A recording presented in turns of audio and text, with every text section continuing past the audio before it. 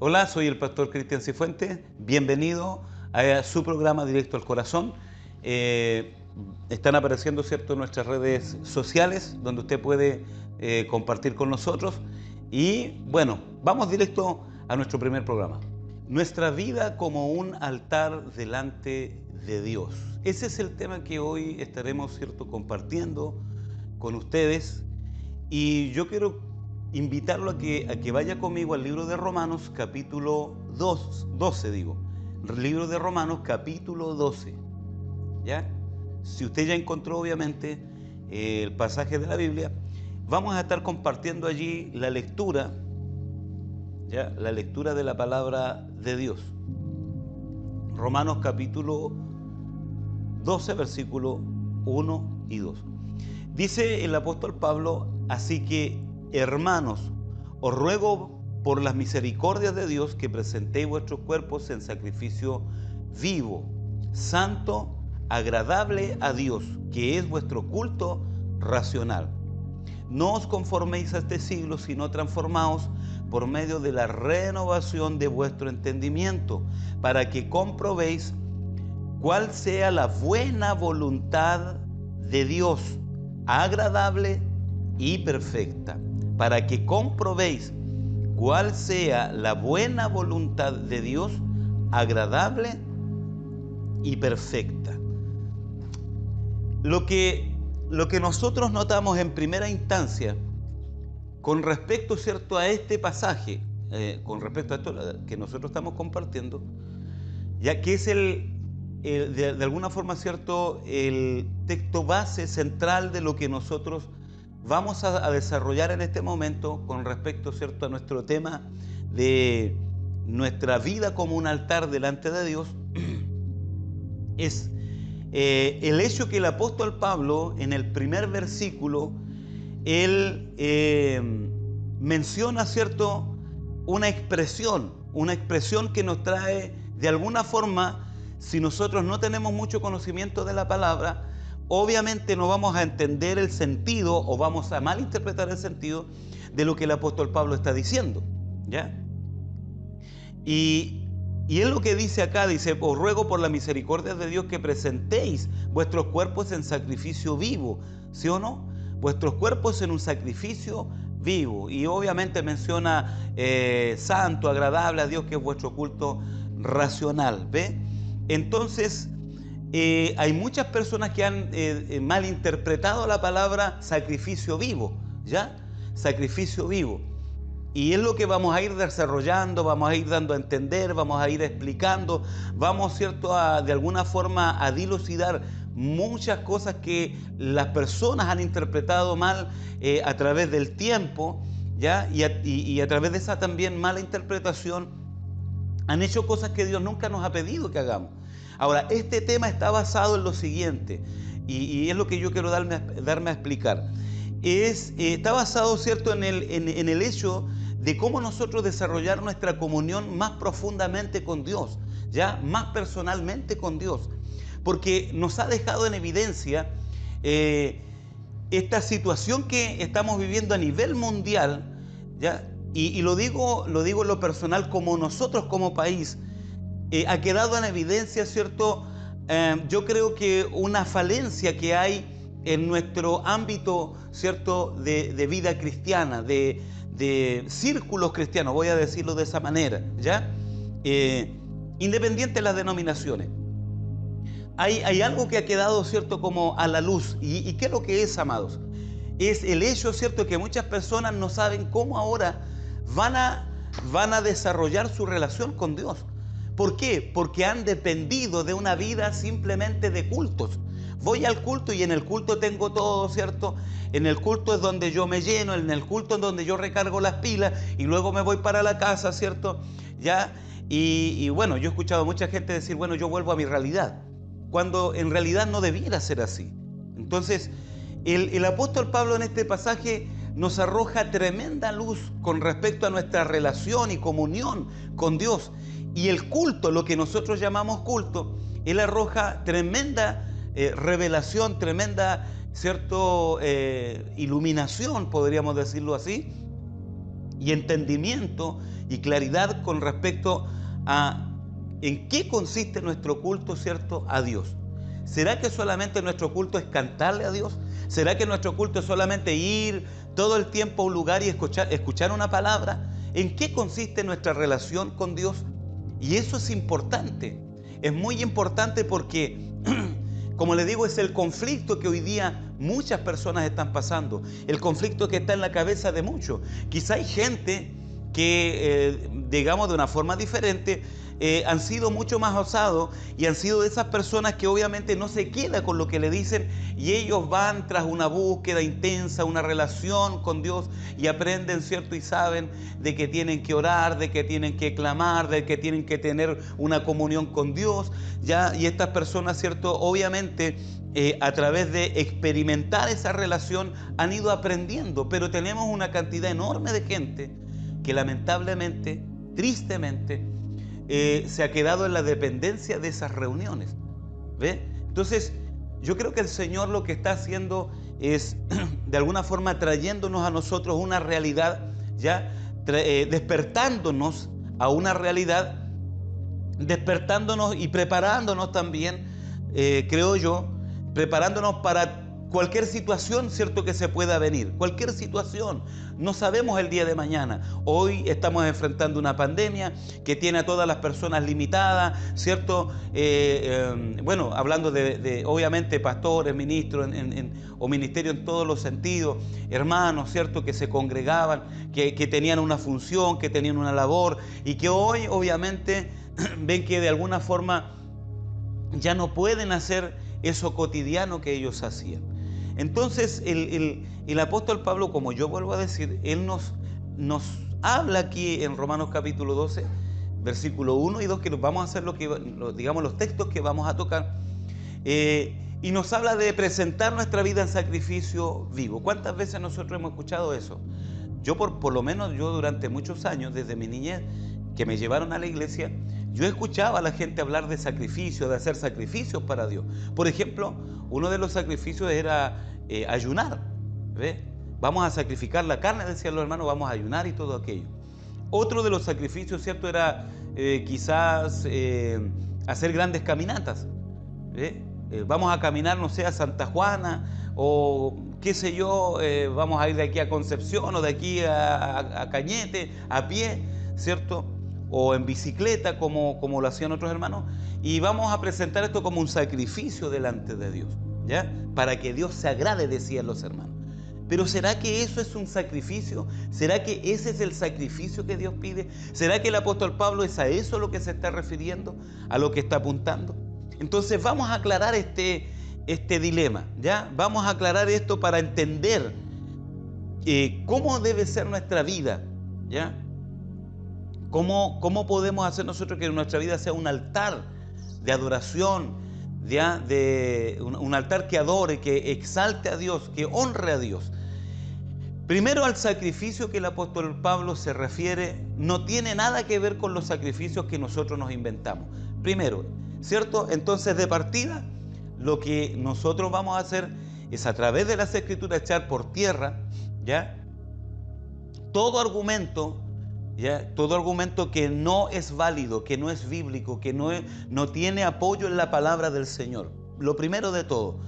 Así es que salir a caminar por ahí, ¿cierto?, ir de aquí, no sé, a una larga distancia y creer que eso es un sacrificio. O, por ejemplo, vamos a vigilar y decir, bueno, ese es un sacrificio. Yo creo que ese es un sacrificio para Dios. No, nosotros tenemos que entender primero en qué consistía un sacrificio.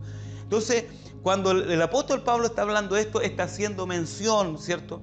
Y los judíos bien lo entendían, bien lo comprendían, porque ellos, digamos, ellos eran parte de ese sistema, ¿cierto?, que Dios les había entregado.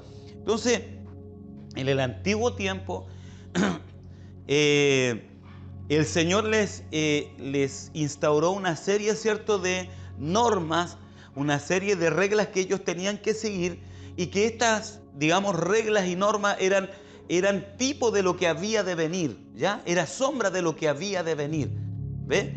Entonces, en una de esas cosas, ¿cierto?, que el Señor les pide al pueblo es que ellos tienen que presentar un sacrificio. En este caso, el sacrificio era un animal que tenía que ser sin defecto, que tenía que ser un animal, ¿cierto?, que Dios puntualmente, ¿cierto?, le decía, tenía que ser de pezuña hendida, tenía que ser un animal rumiante, ¿cierto?, y no tenía que tener defecto, no tenía que estar enfermo, ¿cierto?, no tenía que faltarle una pata, ni tener ningún tipo de enfermedad, parásitos y todo aquello. Entonces, porque ese sacrificio, ¿ya?, y ese animal que específicamente Dios le pedía o le pidió al pueblo de Israel, tenía características, ¿cierto?, que apuntaban proféticamente al Mesías, al sacrificio perfecto. Y eso yo quiero que usted lo entienda bien, que usted comprenda bien eso, ¿ya? Que entendamos, ¿cierto?, bien la palabra del Señor. No que nosotros, amados, tergiversemos la palabra de Dios, tergiversemos las Escrituras. Entonces, de ese sacrificio está hablando. Y ese sacrificio era presentado por los pecados, cuando las personas, ¿cierto? Porque obviamente hasta hoy día el hombre tiene que lidiar, ¿cierto?, con su vieja naturaleza, con su naturaleza caída, ¿ya? Entonces, en ese tiempo más todavía porque la redención no se había, ¿cierto?, concretado.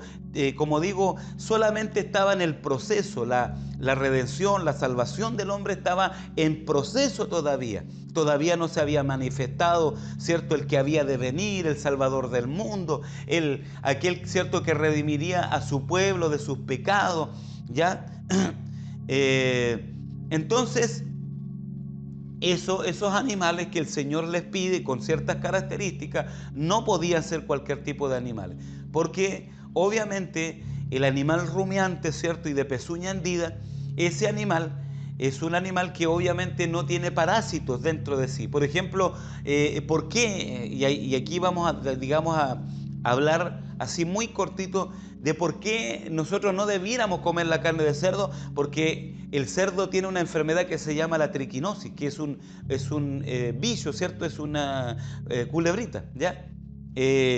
Y ese bicho, ¿cierto?, es cancerígeno, se va al cerebro, come el cerebro de la persona. Por lo tanto, no era un animal comestible. ¿Por qué? Porque ese animal estaba para hacer, ¿cierto?, era como el animal que hacía el aseo, ¿cierto? Se comía todos los restos de los desechos que quedaban. En cambio, los animales, ¿cierto?, ya sea el buey, el cordero, ¿cierto?, eran animales, ¿cierto?, que de alguna forma los animales que Dios pedía eran animales que se le llamaban puros, ¿ya?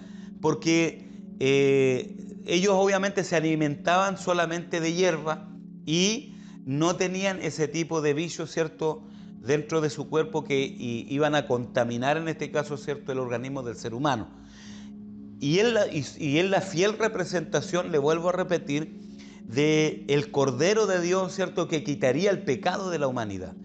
Así es que a eso está haciendo mención el apóstol Pablo, al sacrificio, ¿cierto?, que Dios pedía, ¿ya? Que era el sacrificio, ¿cierto?, en un caso por los pecados, ¿ya? Y todo aquello. No voy a redundar mucho porque obviamente no tengo tanto tiempo, pero creo que, ¿cierto?, esto es como claro lo que yo estoy hablando, se logra entender, ¿ya?, con respecto al sacrificio. Cuando usted lee en el libro del Evangelio de Juan, ¿ya?, cuando el Señor Jesucristo va a ser bautizado por Juan, ¿ya?, que este era primo según la carne, ¿cierto?, era primo de Jesús, ya que su madre María era prima con Elizabeth, la madre de Juan. Y cuando él va por voluntad de Dios a ser bautizado por Juan, ya Juan lo mira, dice, y cuando él lo mira, en medio de la multitud que estaba allí con Juan, él declara en alta voz: he aquí el Cordero de Dios que quita el pecado del mundo. Entonces, apuntando a Jesús como el Cordero, el sacrificio perfecto, ¿ya? El sacrificio perfecto para nuestra vida. Así que no hay mayor sacrificio y más perfecto que el sacrificio, ¿cierto?, de nuestro Señor Jesucristo, ¿ya? No hay sacrificio que te pueda salvar. No hay sacrificio que te pueda, ¿cierto?, salvar, ni redimir, ni todo aquello. Y ¿Y por qué digo esto? Porque nosotros tenemos que entender por qué el apóstol Pablo está hablando de un sacrificio. ¿A qué se está refiriendo? Siendo que Cristo ese sacrificio perfecto. No puede ser que el apóstol Pablo, ¿cierto?, él esté de alguna forma tergiversando lo que la palabra dice. No, de ninguna forma. Parece contradictorio, parece, ¿cierto?, que como que se contradice, pero no es así, porque el apóstol Pablo está apuntando a otra cosa, ¿ya? Yo ya le di a entender que el cordero, ¿cierto? El cordero en este caso, ¿cierto? ¿Cuál era la utilidad, ya? En este caso de lo que era el sacrificio, ¿cuál era, digamos, qué función cumplía? Esa es la palabra, ¿qué función cumplía ese cordero? Ya cuando la persona pecaba, ¿cierto? Ella tenía que llegar con ese cordero delante del sumo sacerdote, ¿cierto? Y de los sacerdotes, delante del altar, y tenía que confesar sus pecados y presentar la ofrenda, ¿cierto?, por el pecado, que era un corderito, en muchos de los casos un corderito, ¿ya? Y qué sé yo. Y presentaba su ofrenda delante del altar y era sacrificada. Después que se confesaba, ¿cierto?, el sacerdote levantaba su mano, una mano hacia el cielo, otra sobre el cordero, ¿ya? Y de alguna forma, ¿cierto?, se traspasaban los pecados que la persona había cometido, ¿cierto?, a ese cordero, a ese animal inocente, ¿ya?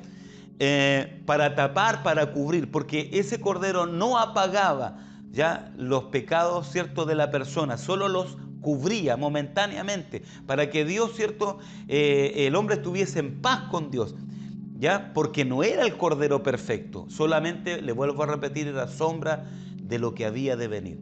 Pero Juan, cuando ve, ya en el Evangelio de Juan, cuando él ve al Señor, cuando él ve a Jesús venir desde lejos, él declara en alta voz, ¿cierto?, para que todos lo oigan, y dice: he aquí el Cordero de Dios que quita el pecado del mundo.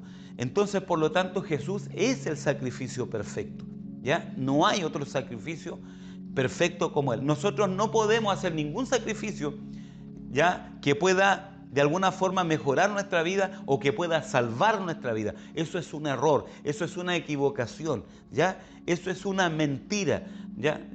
No es un engaño del diablo, es un engaño de Satanás. Nosotros tenemos que entender lo que el apóstol Pablo está tratando de decirnos. Mire bien, y yo quiero guiarlo aquí. En el versículo 1 él dice: así que, hermanos, ya, les ruego, dice, por la misericordia de Dios, que ustedes presenten su vida, dice, ya, su vida o su cuerpo en sacrificio vivo. Que ustedes presenten su cuerpo en sacrificio vivo. Que obviamente el cuerpo tiene que ver con espíritu, alma y cuerpo. ¿Ve? Tenemos un ser, ¿cierto? Somos seres tripartitos.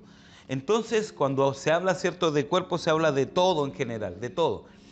Y dice el apóstol Pablo que debemos presentar nuestra vida en un sacrificio vivo, santo, agradable a Dios, que eran, ¿cierto?, y son las cualidades de un verdadero sacrificio. Por ejemplo, el sacrificio antiguo, él no podía estar el animal muerto, tenía que estar vivo, porque si no, no tenía ni un sentido. O sea, obviamente el sentido de sacrificio, ¿cierto?, se perdía, ya que el sacrificio el animal tenía que estar vivo.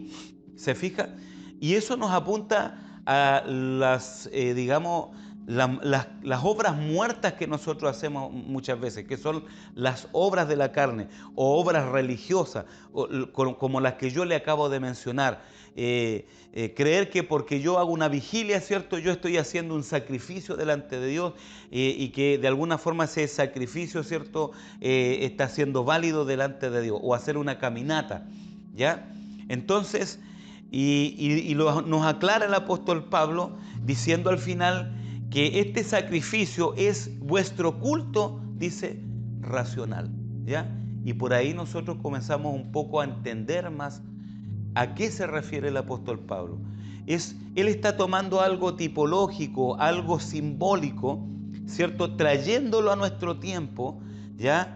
Ya nosotros somos salvos, ya tenemos al Señor Jesucristo en nuestra vida, ya tenemos la vida de Dios, ya hemos aceptado el sacrificio perfecto, pero ahora nos dice el apóstol Pablo: ustedes pueden volverse también una persona, ¿cierto?, o una vida, y vivir una vida sacrificial para Dios.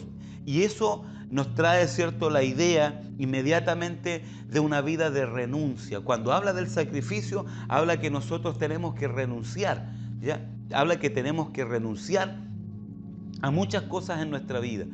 Para seguir al Señor hay que renunciar. Por ejemplo, a nuestra propia comodidad, ¿ve? Renunciar a nuestro egocentrismo, a lo que yo creo, a lo que yo pienso, a todas esas cosas que increíblemente, ¿cierto?, dominan nuestra naturaleza. Y a eso se refiere el apóstol Pablo. Tan igual como cuando se presentaba el animal y se sacrificaba ese animal, ¿ya? Se sacrificaba vivo. Entonces, y obviamente había, en ese sacrificio implicaba en ese sacrificio, ¿cierto?, que ese animal obviamente sufría, ¿cierto? El sacrificio implica un sufrimiento, ¿ya? Implica un sufrimiento. Entonces, hay cosas que para nosotros obviamente son un verdadero sacrificio. ¿Se fija? Por ejemplo, ordenar nuestra vida, ordenar nuestras prioridades. Eh, el apóstol Pablo dice, ya no vivo yo, dice, mas Cristo vive en mí, y lo que ahora yo vivo en la carne, lo vivo en la fe del Hijo de Dios. Somos llamados a ya no vivir nosotros, ¿sí o no?, sino que ahora dejar que Cristo viva en nuestra vida.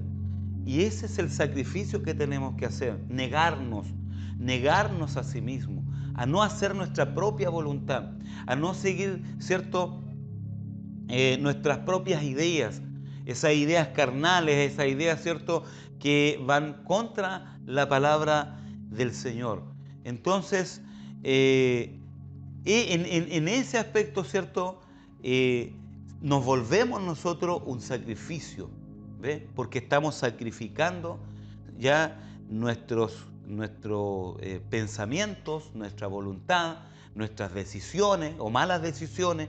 Estamos sacrificando, ¿cierto?, el ya no hacer como nosotros queramos, el aprender, ya cuando aprendemos de la palabra y cuando la palabra del Señor a nosotros nos confronta nuestra vida y nos dice, ¿cierto?, qué es lo que Dios quiere de nosotros, y obviamente muchas veces nos va a doler lo que Dios nos diga, porque dice la palabra que la verdad nos hace libres. Entonces, pero cuando nosotros obedecemos y decimos, bien, Señor, yo voy a renunciar a esto, ya por obedecerte a ti, no es por obedecerle a un hombre, es por obedecerle a Él. Entonces yo me estoy volviendo un sacrificio. Y ese, escúcheme bien, es el culto racional que Dios quiere. Cuando yo, por ejemplo, digo, Señor, yo no estoy bien, mi vida está mal, yo cierto, he caído en ciertas cosas pecaminosas, en mis pensamientos, ¿cierto?, en mi forma de hablar, ¿ya? Peco contra ti. Cuando yo reconozco eso, cuando usted y yo reconocemos eso, primer paso obviamente reconocer lo que usted está haciendo, se está volviendo un sacrificio, ¿ve? Porque a la carne no le gusta que nosotros hagamos eso. A la carne le gusta que nosotros ocultemos nuestros pecados, que ocultemos nuestra vida, que a todos le mostremos, ¿cierto?, que nuestra vida está bien, ¿ya? Que todo está bien, que todo va bien, sabiendo que muchas veces, ¿cierto?, nuestra vida está desordenada, nuestra vida, ¿cuánto se llama?, hemos caído en cosas que no tenemos que caer. Entonces cuando uno reconoce, y escúcheme bien, esto es muy importante lo que le voy a decir, cuando uno reconoce delante de Dios, aquí usted no necesita ir donde un pastor a decirle, cierto pastor, sabe que yo pequé, no, creo que eso no es correcto. Usted tiene que hacerlo delante de Dios, usted tiene que reconocer delante de Dios y decirle, Señor, mira, yo he pecado contra el cielo y contra ti. Confesar su vida delante de Dios. Amén. Entonces, obviamente, y no es tema de ahora, pero nosotros, en el tema de pecar, nosotros, por ejemplo, a ver, si yo peco, mi pecado tiene que ver con involucrar mi familia o con involucrar, ¿cierto?, una congregación. Obviamente que mi pecado ya, el radio de acción se amplió, y obviamente que yo tengo que ir, ¿cierto? Si yo ofendí a alguien de la congregación, o con mi actitud yo ofendí a alguien, yo tengo que pedir perdón y restaurar, restituir, ¿ya? Pero cuando usted, obviamente, sus pecados tienen que ver con pecar contra Dios, contra la voluntad de Dios, contra el propósito de Dios, ¿cierto?, contra su propio cuerpo, que es el templo del Espíritu Santo, entonces tendrá que confesarlo, ¿cierto?, y lidiar con eso delante de Dios, personalmente con Dios. Así es que Eso es lo que de alguna forma, eh, el apóstol Pablo, ¿cierto?, menciona y explica con respecto al sacrificio, ¿ya? Al sacrificio que luego se vuelve el culto racional. El culto le llama a él de la razón. Cuando nosotros, como digo, renunciamos, cuando nosotros, ¿cierto?, decimos, bueno, estas cosas no las estoy haciendo bien. Por ejemplo, voy a colocar ejemplo para que me entiendan. Por ejemplo, no estoy administrando bien mi dinero, lo malgasto, lo gasto en cosas que no debo, ¿ya? No estoy administrando bien, ¿cierto?, las cosas que Dios me da, la internet, ¿cierto?, un celular, ¿ya? Veo, no sé, veo páginas pornográficas o estoy viendo cosas que a Dios no le agradan, no me estoy influenciando con cosas que lo que hacen es deteriorar mi vida espiritual. ¿Se fija? Aunque no es necesario que la persona, ¿cierto?, esté viendo una película pornográfica para contaminarse.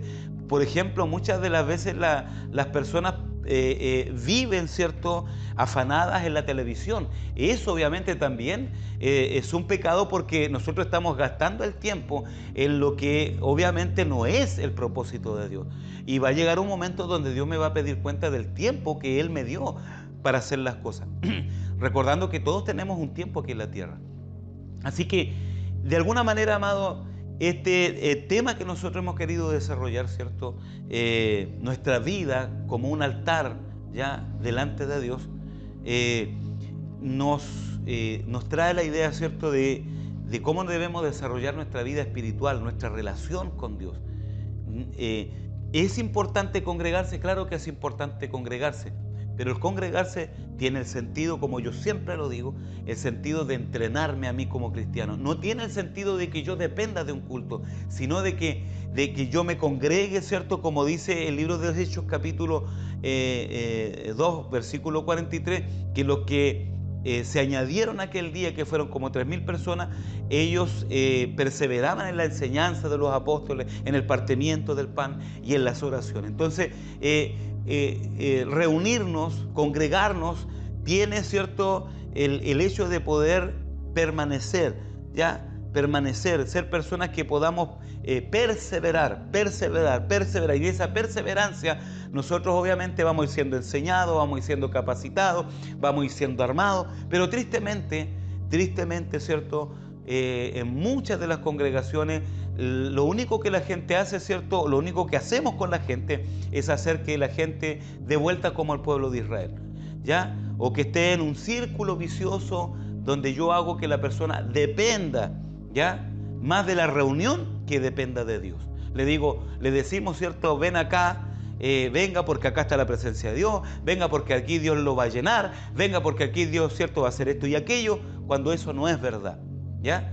Dios va a trabajar con usted en todo lugar, en todo momento, ¿ya?, en todo instante, ¿ya? Dios no trabaja en un lugar específico. Dios no necesita que usted vaya a un culto para Dios trabajar en su corazón. Él quiere trabajar en todo ámbito, en su hogar, en su intimidad, con su esposa, ¿cierto?, los que son casados, ya en el ámbito de los que son hijos, ya de los que todavía están sometidos a sus padres, como trabajador, como una persona, ¿cierto?, un vecino, una persona social.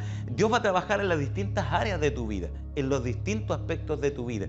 Entonces, muchas veces las personas, ¿cierto?, dicen, ojalá yo pudiera estar todos los días en la iglesia porque me gusta venir a la iglesia, ¿cierto?, porque encuentro que aquí yo siento la presencia de Dios. ¿Y por qué no puedes sentir la presencia de Dios en tu casa? ¿Por qué no puedes sentir la presencia de Dios conversando con tu vecino? ¿Por qué no puedes sentir la presencia de Dios, ¿cierto?, estando en tu intimidad? ¿Por qué no puedes sentir la presencia de Dios cuando tú estás en un trabajo? Independiente que tú estés con impíos, con personas que no son creyentes, trabajando, que quizás son groseros, que quizás son mal comportados. ¿Por qué tú tienes que sentirte, ¿cierto?, como ahogado cuando el que va contigo, ¿cierto?, dice la Biblia, el que está con nosotros es más poderoso que el que está en el mundo? Así que, amado, este tiempo que hemos querido preparar para usted es para sacar, ¿cierto?, esos conceptos errados de su cabeza y que usted entienda que nosotros podemos hacer un culto mucho más efectivo cuando nosotros, ¿cierto?, abrimos nuestro corazón y dejamos que Dios trabaje en nuestras vidas. Ha sido un tiempo maravilloso, un tiempo glorioso. Esperamos, ¿cierto?, de que este tiempo que hemos disfrutado con usted, usted lo haya aprovechado. Por favor, comparta, ¿cierto?, este mensaje con las personas, obviamente con todo aquel que lo necesite. Comparte ya para que otras personas sean informadas, para que otras personas puedan ser instruidas, ¿cierto?, y direccionadas por el Señor. Ahí están la dirección, ¿cierto?, de nuestras redes sociales, para que tú vayas también y acceses, ¿cierto?, a los videos que estaremos dejando allí en nuestras redes sociales. Que Dios te bendiga, y ha sido un placer poder estar con ustedes compartiendo en este tiempo glorioso, ¿cierto?, esta reflexión de la palabra del Señor. Soy su pastor Cristian Cifuentes, y será hasta otra oportunidad.